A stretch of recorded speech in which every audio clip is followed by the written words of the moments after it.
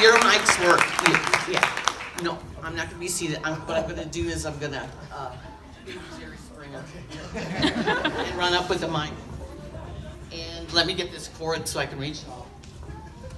Okay, so what we want to do today with your questions is we really want to stick to this topic because we all know what a great actor Timothée was and how wonderful he was in Call Me By Your Name and Lady Bird.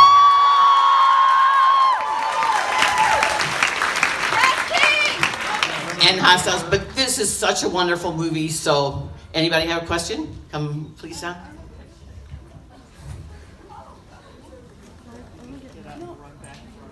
Hi. I guess the first thing I would ask is when you guys met for the first time together to sit down and get to know him or to have him express properly what you were feeling or what you were doing. What was that meeting like?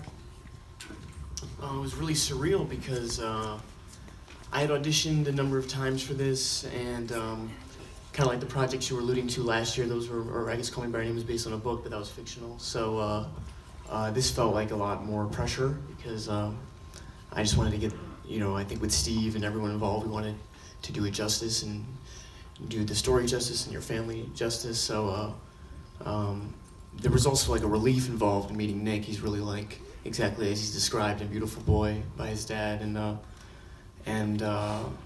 don't know, I just got a sense, not to talk about you weirdly sitting right here, but just got a sense of his humanity and like awesome sense of humor and light and great guy. Yeah, and for me, I mean, meeting Timmy, it was just, I don't know, I was just really struck immediately. It is weird to talk about you with you right here, but I was just struck immediately by like how incredibly committed he was to getting this right and just doing this in an entirely authentic way and not relying on cliches. And he's so smart and I mean just such an incredible role model for young people. Like I honestly, like I couldn't be happier that we got him to be involved in this project because he's just amazing. So. Thank you. Hi. So first of all, amazing performance. I'm not done crying, but so this is probably the second role recently where you've been under a lot of scrutiny for playing a part that is like very particular in terms of like first playing a gay role and now playing an addict. Is it an anxiety for you to be under that kind of scrutiny, like people who identify a certain way watching you and making sure that you're doing it right, whatever that means? Is that an anxiety for you as you are creating the performance, as you are doing interviews after the fact, or do you just say, well, it's acting, you're supposed to be someone you're not? Oops, sorry. I mean, that's an awesome question, and I think it's... More specifically, Nick, what did you want us as an audience left with having... I have to say that I kept thinking, oh my God, not one more time. And yet here you sit alive and having written something and had something on screen that is so powerful. So I'll get back to my question again. What is it you want all of us left with? And that could go for both of you.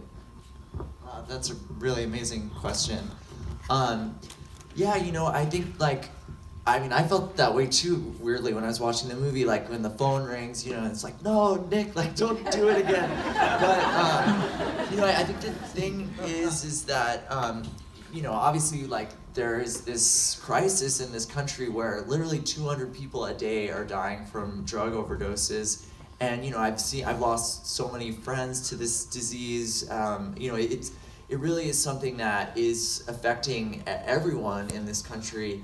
And, so the opportunity to be able to talk to people about it and sort of raise awareness and help sort of take away the stigma. I think a lot of people, when they watch the movie, they'll think like, well, why is Nick doing this? Like, they never give an answer. And the thing is, like, there is no why. I mean, it's everything, right? Like, I feel like, addiction it's not a choice. It's a disease. It's a brain disease. And, for me, I'm just that kind of person that once I put a substance into my body, like, I cannot stop. And, that's a really amazing thing about Timothy's performance in the movie is you see how, like who that character is as a person, like never goes away. It's always there. Like even when he's doing these horrible things, like breaking into his parents' house, or stealing from his little brother and sister, or acting out, like, you know, being so volatile, like he's still the same person. It's just like he's been hijacked by the drugs and by this disease. And so I think if we can raise awareness to the fact that, you know, addicts aren't bad people, they're just people who are suffering. And, you know, every time that I relapsed, it wasn't because I was like trying to go party or have fun. I was in a ton of pain, and I would reach out to the drugs to try to feel better, and then it would just start that cycle again. And I think that's what the movie shows so well.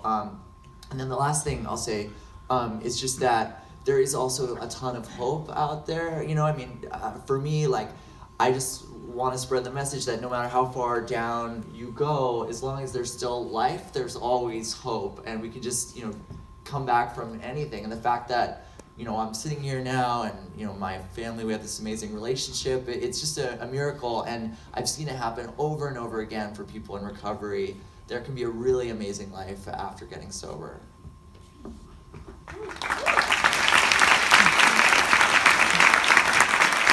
And I just have a question. I think it's a quick one. When your mom and your stepmom and your dad were at a meeting, I'm assuming that was Al-Anon, which is the helpful side for those who are not in that disease of alcoholism or meth or anything else. Is that correct? Yes, Al-Anon meeting. I love that scene. That woman that's sharing in the meeting is just incredible.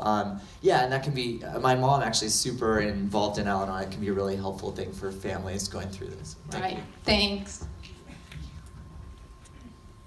Hi.